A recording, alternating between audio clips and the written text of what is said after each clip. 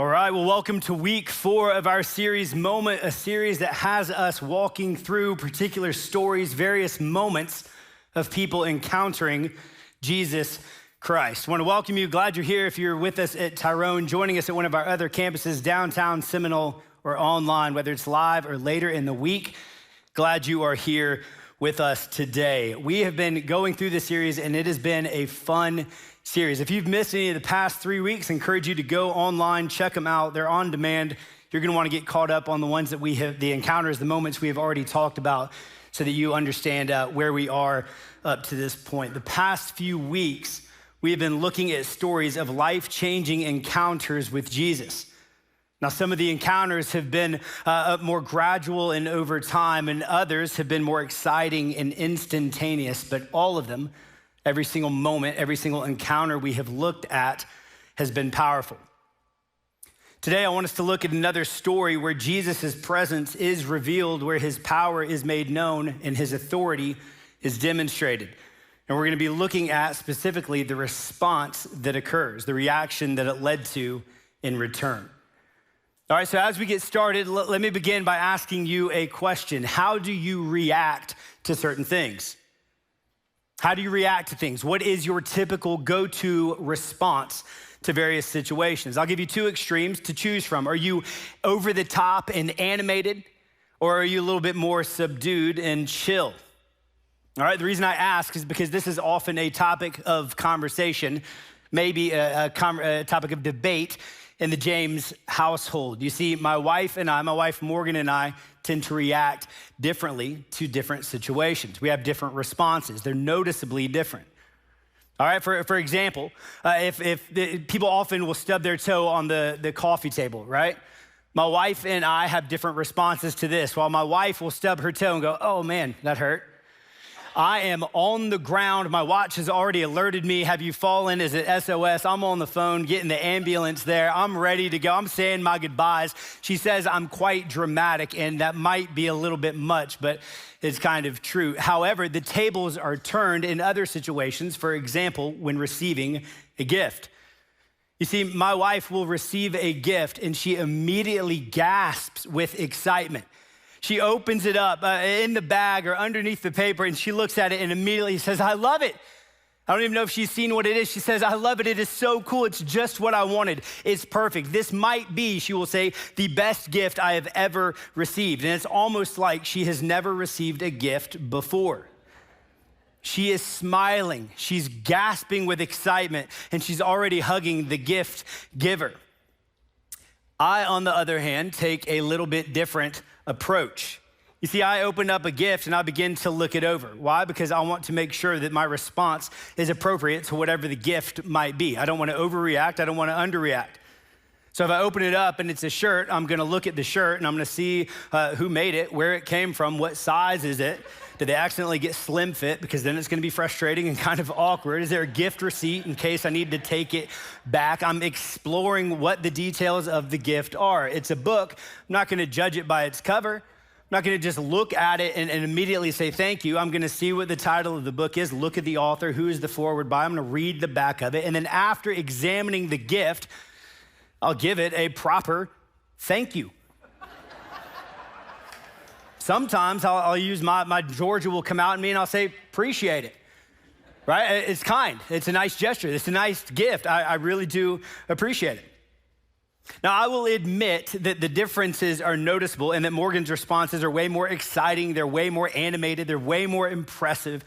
And they really are a true and heartfelt, sincere, obvious display of appreciation and thanks and deep gratitude, while my responses, on the other hand, are a little bit more monotone. They're a little less exciting, perhaps depressing to some, and they sound like I'm trying to convince somebody that I really am grateful. That thank you. No, really, thank you. I appreciate it. How do you respond to things? You see, what I'm continuing to learn is that in addition to my wife being the sweetest person in the entire world, which she really is, has the most grateful heart of anyone I know, I'm also learning that responses are important, specifically when receiving a gift. So what about when it comes to faith? Does our faith require a response? Does faith require, does it necessitate some sort of reaction? Does the way that we respond matter? Or the big question that I want us to start with is this: does encountering Jesus demand a response? Does the gift that Jesus brings to us, does the gift that Jesus brings into our life, does encountering this gift demand a response? Is there a right way, a wrong way to respond? Is there a universal response that we are to have when experiencing or encountering the presence and the power of Jesus in our lives? Friends, the story that I want us to look at today comes from the Gospel of Luke, and it's about a group of men who encounter Jesus. They experience his mercy at a desperate time in their lives. They encounter his presence and his power at a significant moment, and it's an encounter that leads to a very unique response. Again, we're gonna be in Luke's gospel. Luke is found in the New Testament of the Bible, so feel free to open up your Bibles or turn to your Bible app. You can find it on the BridgePoint app, but I want you to look with me in Luke chapter 17. We're gonna be starting in verse 11, and listen to how Luke starts this story out. He starts out writing, "On the way to Jerusalem, he was passing along between Samaria and Galilee," he being Jesus. Right, on the way to Jerusalem, he was passing along between Samaria and Galilee. It starts out telling us that Jesus is traveling. He's been ministering in this place called Galilee, and he's on his way to Jerusalem, which is just south of Galilee, and it's on the other side of a region called Samaria. And Luke tells us that Jesus is passing along between Samaria and Galilee. But here's the thing: Galilee and Samaria, they share a border. All right, they're right next to one another. So it's kind of like the Georgia-Florida line. I'm not talking about the country pop duo. I'm talking about the actual state line of Georgia and Florida, any state line. There is no in-between region. You're either in Samaria or you're in Galilee.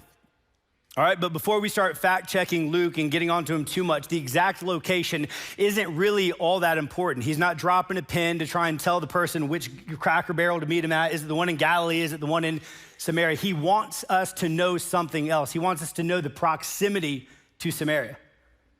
What Luke is highlighting here is that Jesus is on his way to Jerusalem, and he is either in or near Samaria.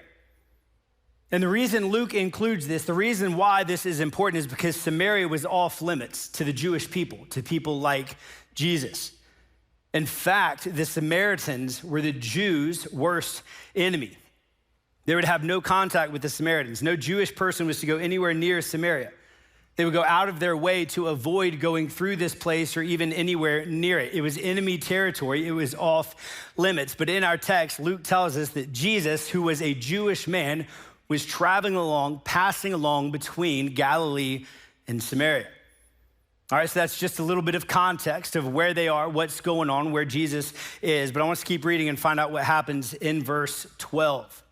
Luke goes on to write, "And as he entered a village, he was met by 10 lepers who stood at a distance and lifted their voices, saying, 'Jesus, Master, have mercy on us.'"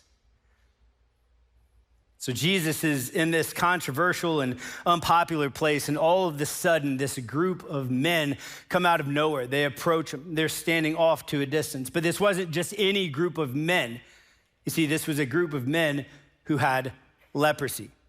Leprosy being a highly contagious skin disease. It was an illness that would cause rashes and bumps and blisters all over the skin, all over the face, even in the eyes. And in biblical times, there was no cure for leprosy. All right, and if that's not bad enough, according to the Jewish law, which the Jewish people abided by, people with leprosy were considered to be unclean. They were supposed to keep their distance from everybody else. In fact, the law said they were to stay 6 feet away at all times, and I kid you not, on a windy day, even 150 feet away. They were to wear torn clothing. They were to yell out, "Unclean, unclean," when anyone approached them, just so people would know who it was that had leprosy and who didn't. People with leprosy, they lived together in their own communities, leper communities, away from their families, away from their friends, away from everyone. And they stayed there either until somehow, miraculously, their leprosy went away, their disease, their condition got better, or until they died. So basically, for most people with leprosy at this time, this was a death sentence. Not to mention they were despised. They weren't socially accepted. They were outcasts. They were disregarded. They were dismissed. And Jewish people were to have absolutely no contact, no interaction, no association with them whatsoever. And Jesus knew this. And this group of men, these 10 men, knew this too. This is the reason that they stood at a distance from Jesus. They knew it was unlawful. They knew it was unacceptable to get close to anyone, to get close especially to a Jewish man, let alone Jesus. But then picking up in verse 13, what did the group of lepers do? And they lifted their voices saying, Jesus, Master, have mercy on us. Luke tells us they lifted their voices. They shouted out. They called out to him, Jesus, Master, have mercy on us. They dared to speak to this Jewish man, and they called him Master, which means they acknowledged his authority. They called him Master, which means they acknowledged his power, which tells us that for these 10 men, this wasn't just any old person walking by. This wasn't just some Jewish man getting close to them. This wasn't just another rabbi at the time. No, this suggests that to these men, this was someone important. To these men, there was some faith there. There was some hope that this could in fact be the one that they had been waiting for. It suggests that this could be the Messiah. This could be the Savior. This could be the one. And so calling out to him, calling out to Jesus, for them, it was worth the risk. Because if they were to remain silent, that miracle that they had hoped for, that they never thought they would get, that healing they had always needed, that mercy they had always wanted, that life, that acceptance that they had desired most, could potentially pass them by. And so they call out to Jesus with everything that they had out of absolute desperation. And friends, what this group of unlikely, unaccepted social outcasts asked Jesus to give them is mercy. They say, Jesus, Master, have mercy on us. In other words, they're saying, don't overlook us. Don't write us off. Consider our needs. Consider us worthy. Show us compassion. They say, Jesus, Master, we are in need of your mercy. Which just so happens to be the one thing, the main thing that everyone around them said they do not deserve. And so friends, let me ask you something. Let's pause here for a moment and just kind of reflect on this. Has there ever been something that you've wanted, maybe something you've needed Jesus to do for you? Can you think and really think for a moment if there's ever been a time when there's something that you could not do for yourself, something that was beyond your control, beyond your power, outside of your ability to fix, outside your ability to change? Has there ever been a time when you wish things were different, when there were circumstances that you really needed to change or to turn around, certain aspects of your life that you needed to be different? I mean, you can run with the examples. You already have it in mind, or if you're thinking again, it could be something with your health, like these folks in the story. It also could be something to do with your relationships, or maybe a friendship. Maybe it's a marriage. Could have something to do with your job or your purpose. It might have something to do with an addiction, a specific struggle that you're looking to get past. Has there ever been a time where you find yourself in a moment of desperation, possibly being judged, maybe accused, pushed aside, or just simply embarrassed, and you're wondering how your situation got to this, how it ended up like this, what was next, and where your life was gonna go from here? Have you ever been in a situation like that, however extreme or surface level you think it might be? Friends, this was the case for this group of lepers. And these 10 men were unwilling to let this moment pass. They were unwilling to let Jesus pass them by and chance having their life just continue to be the exact same that it has been up to this point. And so these men, these 10 men, they call out to Jesus from the familiarity of their circumstances, from the discomfort of their condition, from the only way of life, the way of life that they currently knew to be true. And they said, Jesus, Master, have mercy on us. In other words, Jesus, we need you. They're crying out. And listen to how Jesus responds to them in verse 14. Luke tells us, when Jesus saw them, he said to them, "Go and show yourselves to the priests." And as they went, they were cleansed. He says, "Go and show yourself to the priests." And as they went, they were cleansed. Notice that he doesn't take out his medicine bag and look them over. He doesn't write a script for a steroid cream and tell them where the closest CVS is. No, he simply says, when they ask him this, when they ask for what they need, he says, "Go and show yourself to the priest." And as soon as Jesus says this, without hesitation, without asking any questions, all 10 of them run off to find a priest. And we're told as they went, they became clean. So what is this? Right? Like, why? Why is Jesus saying this to him? Why does Jesus say, "Go and show yourself to the priest"? Is this his way of being like, "I'm too busy. I don't have time. Let it be somebody else's problem. Go to somebody else"? No, why does he say, "Go and show yourself to the priest"? Well, obviously, in order to understand this, we have to understand the role of a priest in this time. You see, in Jesus' day, a priest was the one with authority. The authority to determine whether or not a person was considered religiously clean or unclean, which would be an important role to somebody who had leprosy. You see, priests were the ones with the authority to reinstate someone back into community, back into right standing, back into relationship with their family, with their friends, with everyone around them. Therefore, by telling them to go and show yourself to the priest, Jesus was implying something here. He was implying healing. Jesus was implying a returned social status. He was implying a cultural and religious acceptance. This is why the minute he says this to them, the 10 men didn't skip a beat. They immediately turn and they run off to look for the closest priest, any priest that was nearby, to look them over, to look at them and consider them clean. And Luke tells us that as they went, they were made clean.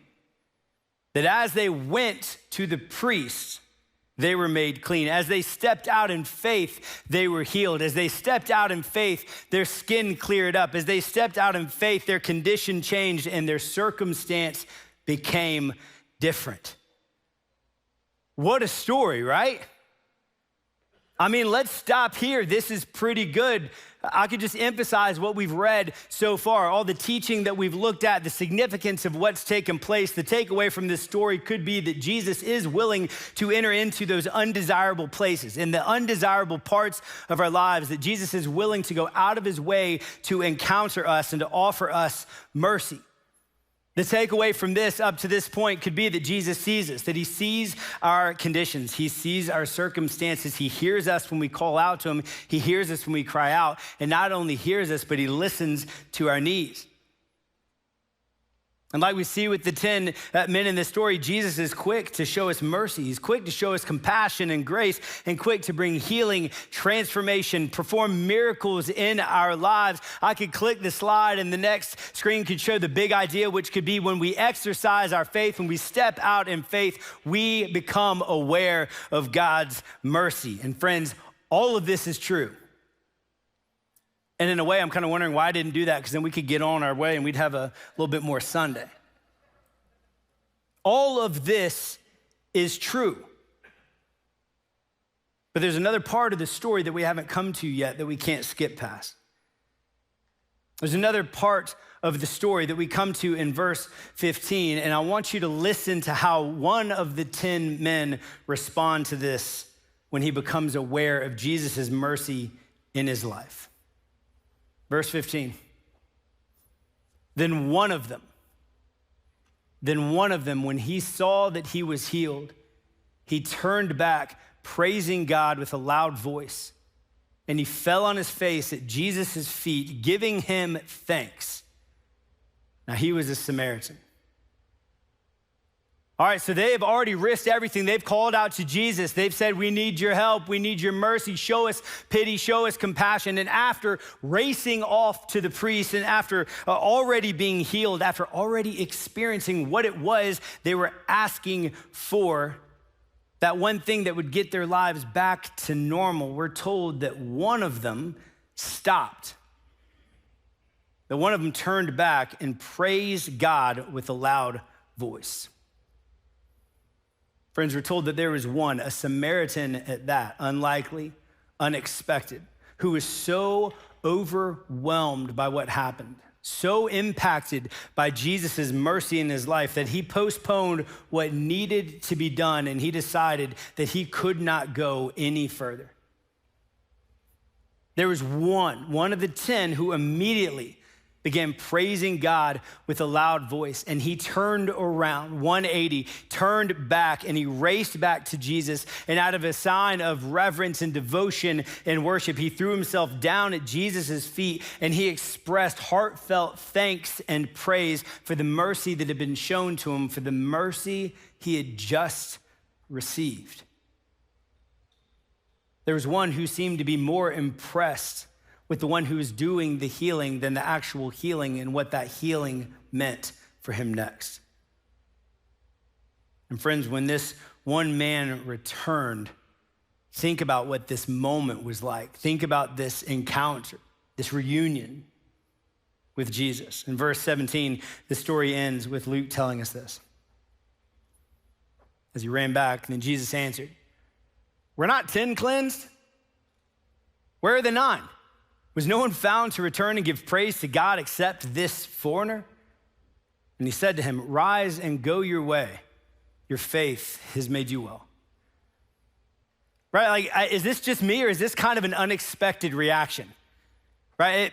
For me, this wasn't exactly the response, the reaction that I was expecting or that I would be expecting from Jesus for this one that comes back. I mean, I pictured the cameras rolling, right? The music is playing. It's that slow motion run, that race back with open arms to Jesus. And Jesus greets him with a big old hug and an attaboy. You did exactly what you were supposed to do, but that's not what happens here. Instead of celebrating this man's response, Jesus turns his attention to the 9, not to the one who's right there in front of him, which Jesus has a reputation for doing. He turns his attention to the 9 who weren't there, and he seems to start complaining about the fact that the rest of them did not have the same response as this one. What's he doing? And don't get me wrong, I'm on team Jesus. I want him to be the hero. I'm not trying to criticize or critique, but this seems a little bit odd to me in this story. I mean, Jesus is the one who instructed the 9 to go, isn't it?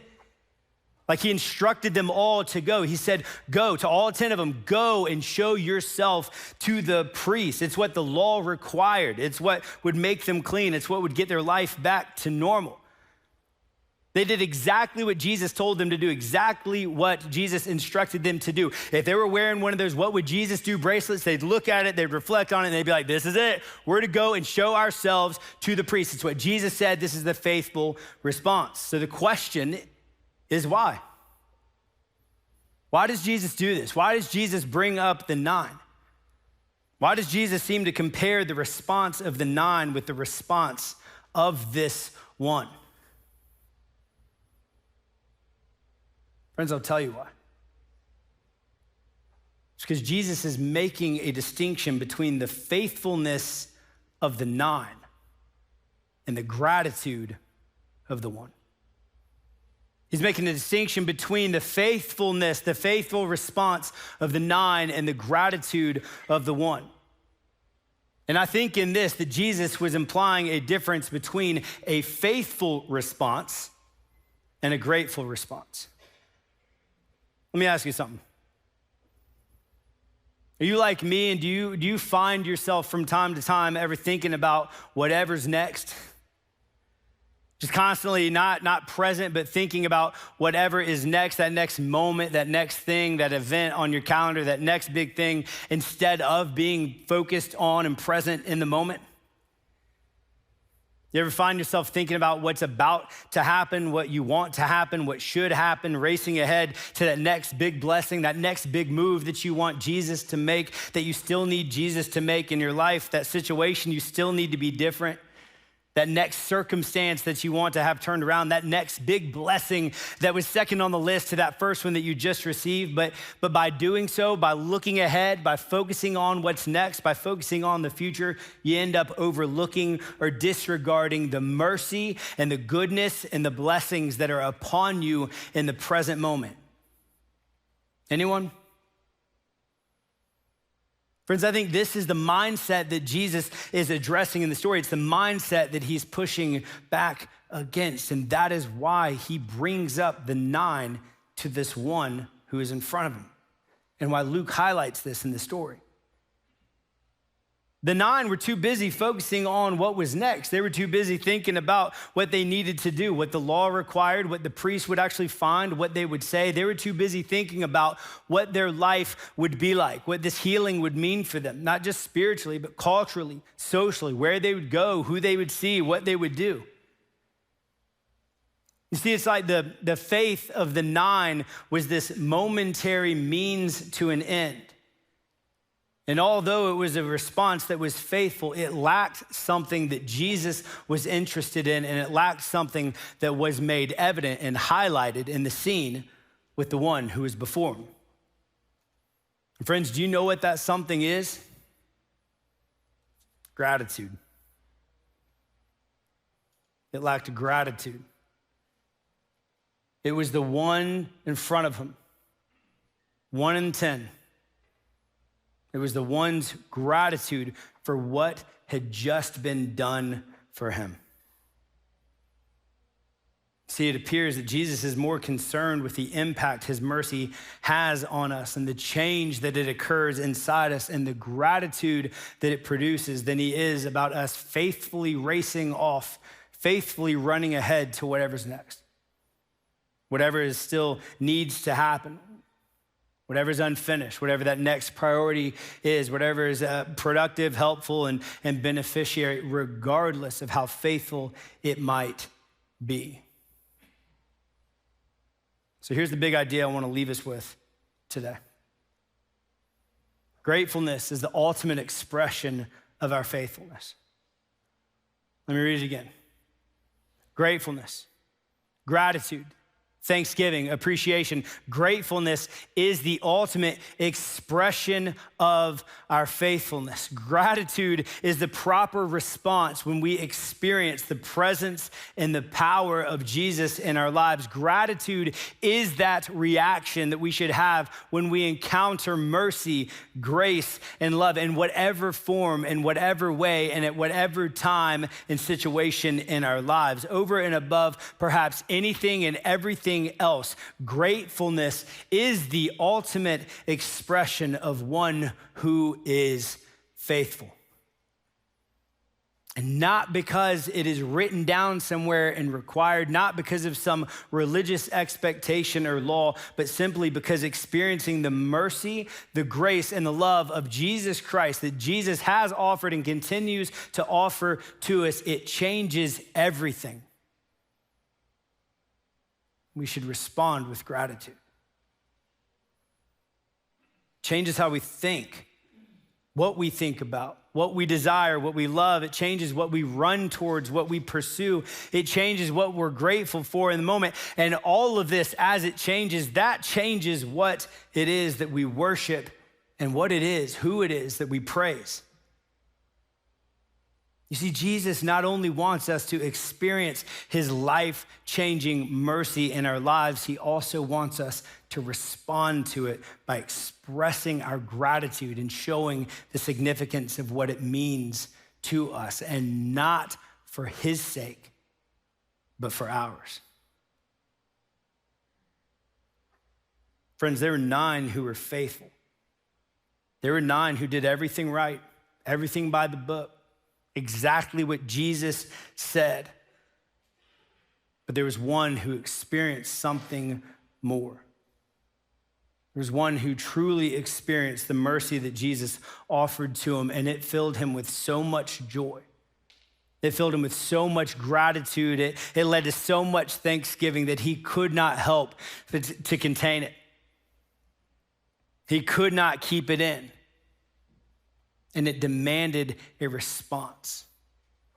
A response being all out worship, thanksgiving, and praise. And friends, while this response was only evident, only noticed with one out of the 10 men in our story, it's a response that can be true for every single one of us here, people like me and people like you. So let me end by asking you some questions just to reflect on and think about after we listen and read this story. Have you ever experienced Jesus' mercy? At any point in your life, have you ever encountered his grace or experienced his love in some way? If so, what does it mean to you? Is your faith simply a means to an end, an added value to whatever's next, or is it more? Are you racing through life focused on your faithfulness, thinking about your faithfulness? Or are you stopping time to time to praise Jesus for his? To show gratitude for his faithfulness? Because you see, while gratitude is an expression of our faithfulness, while it's an expression of our faithfulness, of one who is faithful, it should ultimately be a response to his.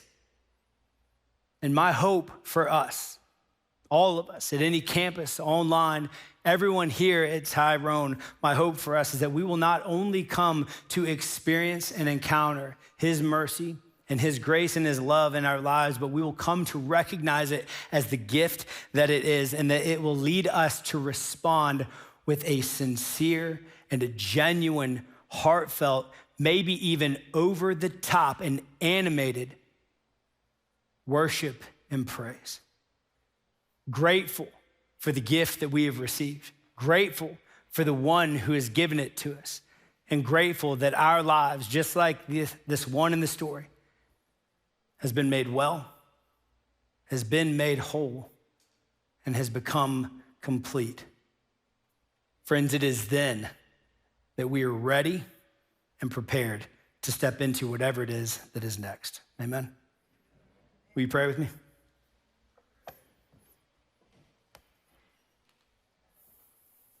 Gracious God, we are all here with different circumstances, different conditions, different events taking place in our lives. There is always a next before us, and our next is different from the people around us.